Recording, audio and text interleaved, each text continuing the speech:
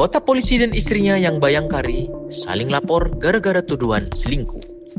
Baik anggota polisi maupun istrinya sama-sama melapor dengan tuduhan sama ke Propam Polda Sumsel. Sang istri menuduh suami yang polisi selingkuh. Sebaliknya, suami juga menuduh istrinya selingkuh. Persoalan rumah tangga anggota polisi di Palembang ini mencuat setelah salah satu pihak buka suara.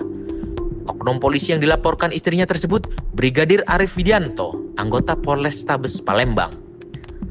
Bahkan, Melisa, sang istri polisi melaporkan suaminya ke Subdit 4 PPA Ditreskrimum Polda Sumsel terkait dugaan kasus kekerasan dalam rumah tangga KDRT pada April 2024.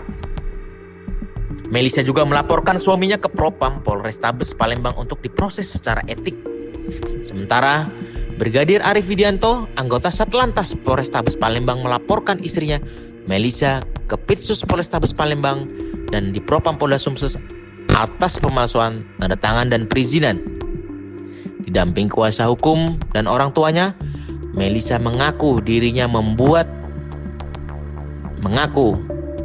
mendapat tindak kekerasan dalam rumah tangga KDRT dari suaminya yang merupakan oknum anggota Polri.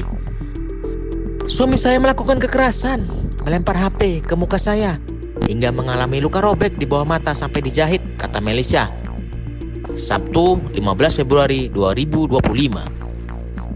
Peristiwa tersebut bermula saat ia menduga suaminya berselingkuh karena melihat chat dari terduga selingkuhannya di handphone saat sang suami tertidur. Saat Melisa membangunkan suaminya untuk meminta penjelasan, justru dirinya malah mendapat perlakuan kasar. Saat saya bangunkan, suami saya bukan menjelaskan, ia malah marah-marah dan mengambil HP di tangan saya, kemudian melempar ke muka saya hingga mengalami luka, katanya. Kejadian tersebut terjadi pada Februari 2024. Sempat didamaikan keluarga dan meminta dirinya untuk mengakui luka yang didapat karena kecelakaan. Saat itu saya di bawah tekanan oleh mertua yang juga anggota Polrestabes Palembang agar mengaku luka yang didapat karena laka lantas, katanya.